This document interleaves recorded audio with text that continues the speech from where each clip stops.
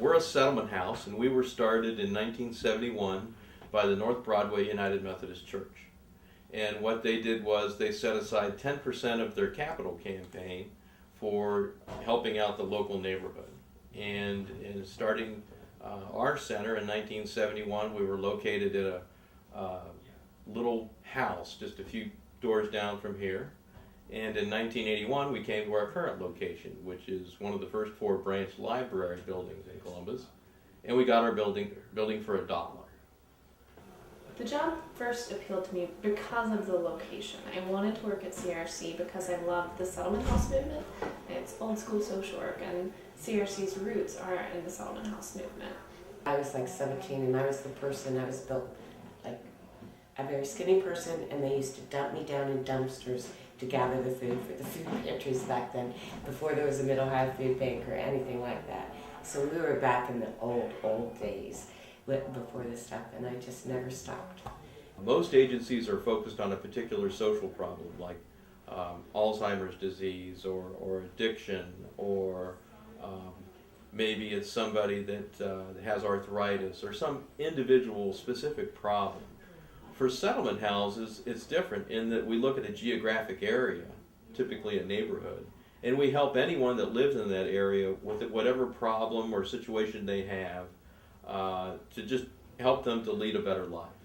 Well, we have 25 paid employees. About half of those are full-time. The other half are part-time. And then in a year's time, we have about 300 volunteers. So we have a lot of volunteers that come and help us here. We really couldn't do the work we do without the volunteers. CRC is an agency where everybody lends a hand. So when a truck gets here to deliver food, everybody goes and helps. The executive director, social workers, everybody does. 85 to 90% of the food is actually purchased through the Mid-Ohio Food Bank.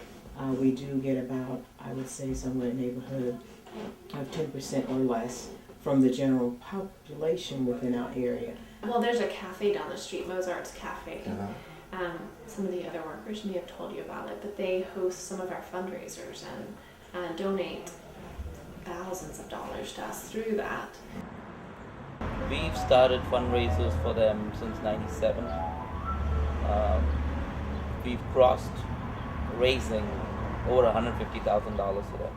And so we do a fundraiser for them, at least 2 fundraisers a year for them, where we open up the restaurant, they sell tickets, and they're involved with the collection, everything. They do the marketing for it, but we have a packed house. And in the 3 hours, probably it's always been over $10,000.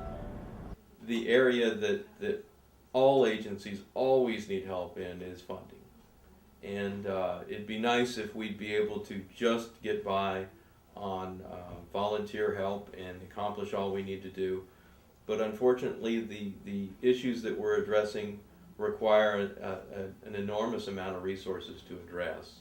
So it requires paid staff with social work experience to be able to handle these complex problems and to be able to provide people adequate resources. These are benefit bank forms that people need to use. This is St. Stephen's, just a referral form. We will serve anybody in the city food one time, but then we refer them to the pantry closer to them. We have free transportation for seniors and cancer patients. And another form I'm sad to say I'm using more and more often is the claim of zero income form. To get any help in the city, you have to prove how you're living on your own, and more people have no income, and yet they have to show where they're getting their food, how they're keeping their shelter and their living expenses. You could come here while you're looking for a job, and we'll help you out with food and whatever else you might need while you're in between jobs. And sometimes we even have information about where there are jobs in the community that people can work. The greatest benefit for me working at CRC has been learning a lot about the different resources available here at CRC and in the community. Kinship Care Program is a fairly new program for us. It's only a couple years old, and it's to help people who are raising their relatives' children. And the majority of the time, that's grandparents who are raising their grandchildren. We have a variety of clientele. We have homeless individuals, and they're only interested in something that they can utilize today. When a person comes here, they're going to be welcome, not just as a person that we can help, but as a person, as a friend even. I think the first time anybody walks through these doors, it's a very terrifying experience.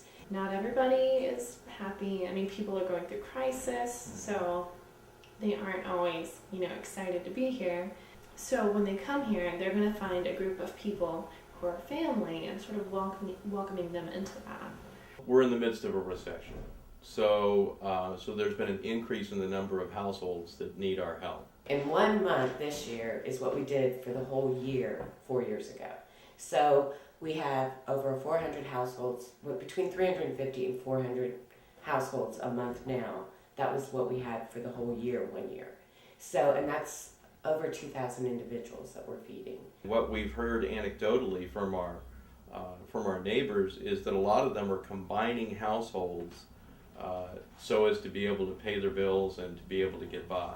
I think we've seen more people, especially this year, in 2010, that normally would not have come and asked for assistance at an agency like us. I've worked with people who have lost 2 and 3 jobs and have been laid off from 2 and 3 jobs.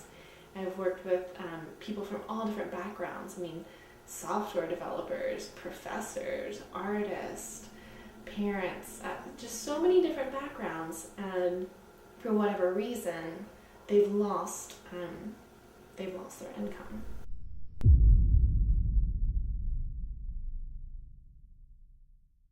I didn't want her to leave with a weapon, and so I held on to the backpack, and then she started struggling with me.